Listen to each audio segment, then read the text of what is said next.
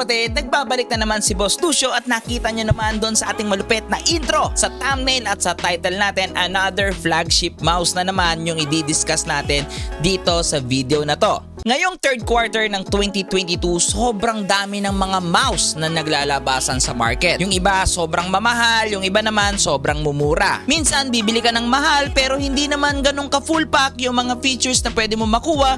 Minsan nakukuha pa natin ito sa mga mura. Minsan naman sa mura, full pack nga siya pero ang daling masira. So ano nga ba ang best mice or yung sulit na mice para sa atin? So nandito ngayon yung bagong flagship ng Phanteks. This is the Phanteks Aria XD7. Baka ma-consider mo itong mouse na to after you watching this video. Sulit nga ba? Worth it nga ba? Ano nga bang meron dito sa XD7? Quick recap lang muna tayo sa mga previous flagship dito ng Phanteks pagdating sa usapang mouse.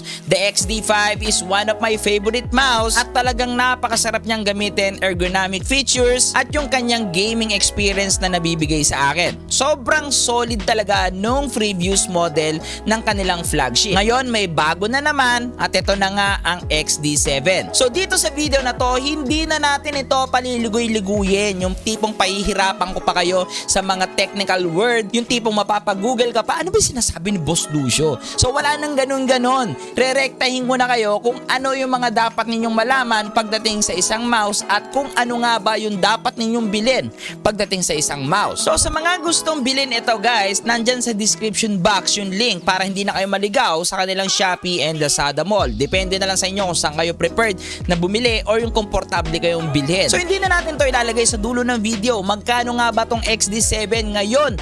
August 12 yung kanyang official launching. Sa mga pinakita ko sa inyo kanina, yung laman ng box na to, the mouse, the skates, the anti-slip grip, everything guys. Magkano nga ba ito? So kung gusto mong bilhin, nasa description box lang yung link para diretso na kayo sa kanilang Lazada and Shopee Mall. Nagkakahalaga itong Phanteks Aria XD7 ng 3,490 pesos. So dahil pumasok na si Phanteks sa price point na 3,000 and above, worth it nga ba?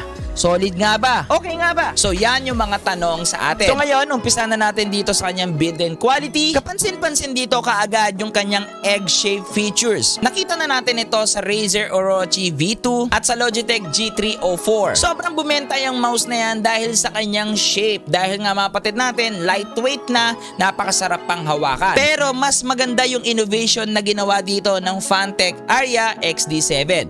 Bakit? Umpisa natin sa kanyang form factor. Dahil meron siyang 144mm by 65mm by 39mm na size at meron lang siyang total weight na 59 grams once na gamitin mo yung kanyang cover dito na honeycomb o yung butas-butas. Kaya dito pa lang, kung talagang gusto mo ng high performance gaming, talagang marirecommend ko na kaagad yung mga ganitong shape plus the weight. At nagustuhan ko rin dito yung pagka-diamond feeling niya dito sa likod para saktong-sakto talaga sa ating palm. Sakto rin dito yung kanyang umbok sa gitna para talaga sa mga malalaki ang kamay. Especially sa mga mahilig magpalit-palit or gumagamit ng different grip style. So yung iba, mapatid natin pa naglalaro, gumagamit ng claw grip style. Meron din gumagamit ng fingertip style at syempre yung casual gaming style. Yung normal lang na hawak yung mouse, bahala na guys kung okay ba or hindi. Pinagsama-sama yon dito sa Aria XD7. So para sa akin, agad dito, swak na swak sa aking kamay.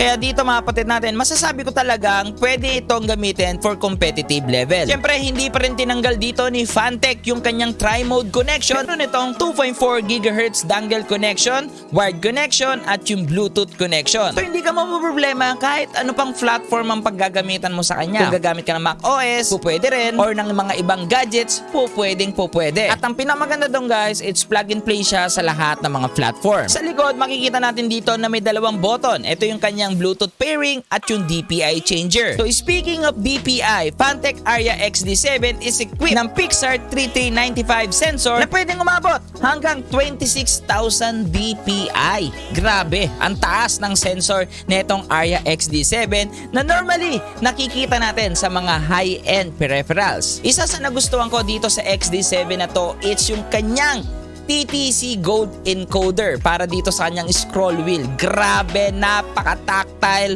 napaka-smooth mga kapatid natin. Feel na feel mo talaga dito na premium yung ginagamit mong mouse. Which is good dahil yung mga nauna nila or yung mga previous nila na model ang ginamit lang doon is F-switch. Ngayon guys, grabe yung innovation na ginawa dito ng Phanteks. Pagdating sa kanyang switches, same pa rin, tactile feeling pa rin. Nandito pa rin yung Kyle 8.0 switches na pwedeng umabot ng up to 80 million clicks lifetime. And para sa kanyang click audio test, here's the sample.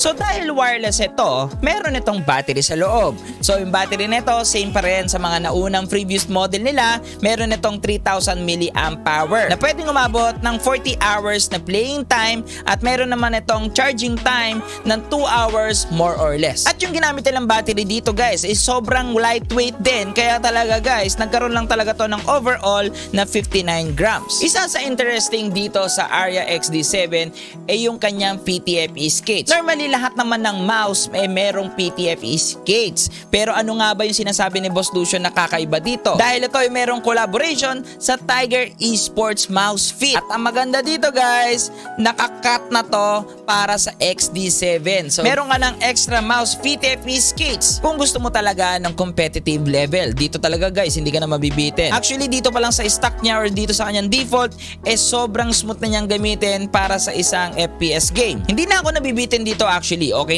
na nga, pero sinamahan pa nila ng ganito, talagang solve na solve. Isa pa sa kasama, once na bumili kayo neto guys, it's yung kanyang anti-slip grip.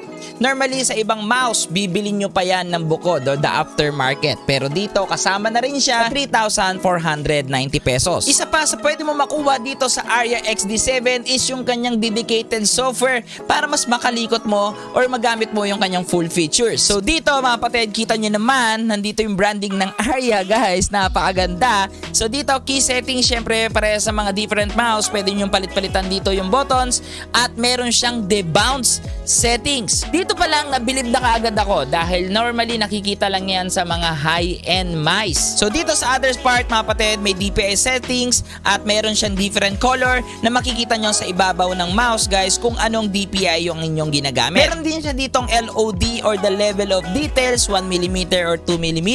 Ako guys I choose 1mm at nandito rin yung kanyang polling rate na merong 1000 Hz at syempre yung kanyang macro, pwede ka mag-settings dito guys or kung anong gusto mong iset na macro para sa kanya at yung kanyang battery level. Solid, di ba? Feeling mo talaga sobrang high-end nung mice mo kasi full pack talaga siya sa features. So ngayon, puntahan ko na kaagad dito yung verdict ko kung ano masasabi ko dito sa mice na to. Para sa 3,490 pesos, para sa akin guys, actually, it's sobrang good. Ngayong third quarter ng 2022, normally talaga ang mga naglalabas ang ngayong magagandang mouse, talagang mga less RGB na. Minsan, kung may RGB man, sobrang liit na lang, talagang pagaanan na ng labanan. Kung sakali naman na hindi ka fan ng mga honeycomb style sa ating mga mouse, gusto mo ng mga minimalist, ito yung merong removable rear cover guys. At meron na rin siya, kasama na rin sa extra niya guys, is yung kanyang plain cover dito. It's a magnetic, a simple click guys, and snap, that's it. Ganun lang kadali. And last, this Phanteks Aria XD7 is available sa dalawang kulay at nakikita nyo naman itong aking hawak, it's kulay white. At syempre guys, the other is black. So punta na natin dito yung aking verdict or yung final thought ko dito sa Aria XD7. Para sa kanyang price point na 3,490 pesos, sa lahat ng pwede mo makuha sa kanya, actually naman, it's good na talaga. It's a good bundle na nga kung sabihin nila. Sa features, the debounce settings is mahalaga, lalo na kung naglalaro ka ng mga mabilisang laro, especially the Valorant guys, kailangan talaga mas mabilis yung mga reflexes mo doon. Kailangan mo yon. At syempre yung kanyang latest sensor dito, yung Pixar 3395 at yung kanyang TTC Gold Encoder. Yan yung mga latest innovation ngayon pagdating sa mouse na nandito na or naka-equip sa XD7. Overall rate natin dito sa mice na to is 9.5 out of 10. Bakit 9.5? Actually, sobrang liit lang nung nakita ko dito na medyo nagiging negative in the future. Ito yung kanyang rear cover, mga kapatid natin. Dahil ito yung magnetic guys, soon or later guys, talagang luluwag at luluwag ito guys. At aalog ito at magkakaroon ito ng rattle once na ito'y ginagamit mo. So minsan nakakairita sa isang feeling ng gumagamit ng mouse, yung merong tumutunog na may gumaganon-ganon. Ewan ko lang guys kung ganon din kayo, pero ako guys, naiirita talaga ako doon at talagang hindi ko ginagamit yung mga mouse na ganon. Dahil nakakadagdag siya ng extra ingay sa aking tenga, so that's why mapatid pa naglalaro ako ng competitive level, minsan talaga nadidistract ako. So yun lang naman yung mga nakita kong mga negative feedback dito or yung mga pwedeng mangyari dito dahil nga ito ay magnetic guys, talagang luluwag at luluwag to in the future. Pero overall, all the features in here, the price point, lahat ng kasama sa kanya guys, pasok na pasok para sa 3,490 pesos. Meron ka mang malaking kamay, maliit na kamay, meron kang different style sa paghawak mo sa mouse, I think baka ma-consider mo na tong XD7. Pero end of the day mga kapatid natin, kayo pa rin naman na magdi-decide kung ano mga mice ang mga gusto ninyo. Like what I said, nandito lang ang mga tech reviewer para magbigay sa inyo ng mga idea, magbigay sa inyo ng mga hint, lalo na sa mga papalabas na mga peripherals ngayon o yung mga bagong innovation ngayon pagdating sa ating gaming industry. So again, gusto ko munang pasalamatan ng Phanteks. Napakaganda na itong product na to at gagamitin ko talaga ito for sure guys, kasi sobrang natutuwa ako at gumanda ang tutok ko dito sa XD7 Aria. So maraming salamat Phanteks, napaka-solid nito. At syempre kung gusto niyo pa makita ng mga ganyang content at gusto niyo pang lumawak ang inyong kaalaman pagdating sa streaming and technology, don't forget to like, share, and comment, subscribe at yung malita bell para lagi kayong updated sa lahat ng ating video. Again, I'm Luis D. Orteves, aka Boss Lucio, ang inyong stream coach para sa inyong mga stream and tech problem. Happy streaming!